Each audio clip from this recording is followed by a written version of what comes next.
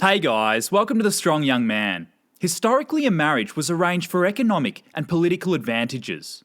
It was rarely about the couples and was done to benefit the two adjoining families. Marriage enabled two people to come together to coexist on a practical level. A man brought home the bacon to the woman who cooked it. As sexist as this sounds, this symbiotic relationship worked really well because for all of history, it took a woman the whole day to prepare food and to tend to household chores, and working was rarely safe for a woman. This dynamic served to enable humans to coexist and reproduce economically. As humans became more self-sustainable with the Industrial Revolution, the practicality of marriage was no longer necessary. Over the course of the 18th century, marriage evolved, and women, dictated by their emotions, adopted the idea that love was the primary reason for marriage. This became problematic because a marriage built on love means that it loses its appeal if the love dies. When soldiers returned back from the Second World War, divorce rates soared. This was because people were quick to marry each other before they went to war, and upon return, they found out that they didn't have much in common with their spouses. Men fell out of favour with their wives and initiated divorce. This left women several years older and unable to start a family. This was unfair to women, because women sacrificed their whole lives for their husbands, and marriage was supposed to be long-term. In recognition of this, the laws were updated to look after women financially in the event of a divorce. This worked really well until the sexual revolution in the 1960s. The sexual revolution and the birth control pill gave women so much freedom. This liberation allowed women to liberate themselves from their marriages. Many women discovered that they could change their mind about being married. And through divorce, they could obtain a large portion of their husband's wealth to kickstart their new life. Divorce in this way absolutely cripples men. I have seen men become victims of divorce, losing their house, their children, and years of saved and future income. This happened because they married a woman that changed their mind about being married for no justifiable reason. No new laws have been developed since to protect a man from women taking advantage of this loophole. When you commit to a woman, she gains full power over you, while you limit yourself and your ability to maneuver. A woman reserves the right to change her mind about being married to you at any time. This is very common in Western culture, with more than half of all marriages ending in divorce, and 70% of these divorces being initiated by women. The incentive that women have to divorce their husbands in today's society is ruining everything about relationships and families. The fact that women initiate 70% of divorces is a number that is consistent across all first world countries. Present day, there really isn't the practical perception of marriage that there was 100 years ago, especially from a man's point of view. All things being equal, a man and a woman in the same household foster the best development of children. If you have ambitions to start a family, you might want to consider marriage. Having children ties a man to a woman in the same way that marriage does. In both of these situations, you are exposing yourself to losing your assets. If you still want to get married and start a family, you need to take out an insurance policy to protect yourself and your assets should a woman initiate divorce proceedings on you. This insurance policy is known as a prenuptial agreement.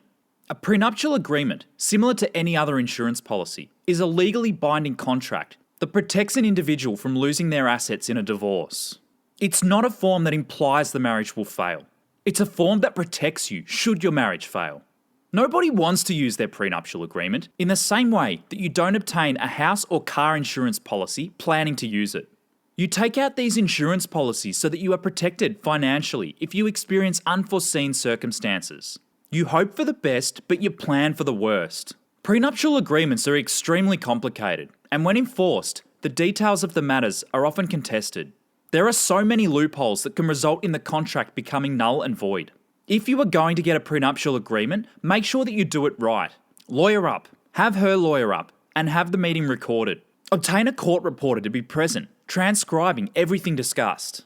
Make sure your attorney is going to ask the difficult questions that compromise the validity of the contract. Are you feeling okay? Do you feel coerced into this contract?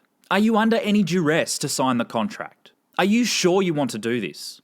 Have you had any thoughts about reneging on this agreement? Is there anything that could impair your judgment today? Are you under the influence of any drugs? Have you taken your prescription medicine today? Does your prescription medicine affect your ability to make decisions? All of these loopholes could invalidate the contract, and the answers to these questions need to be documented and recorded so that these loopholes cannot be used to void the contract. If a woman refuses to sign a prenuptial agreement, then you need to show her to the streets. It is very likely that they have ulterior motives. It is likely that they are reserving their right to change their mind about marriage after several years, and they will need your money to kickstart their new life. Former NBA player Steven Jackson did a phenomenal revelation in a live Instagram feed in 2020. He revealed his life experience, cancelling his wedding, leaving his wife at the altar because she refused to sign a prenuptial agreement. I highly recommend you watch this 30-minute revelation. The link is in the description. An important lesson from this video is that the closer to the wedding that she signs the prenuptial agreement, the less binding the contract. The judge can view this contract as being signed under duress and throw it out.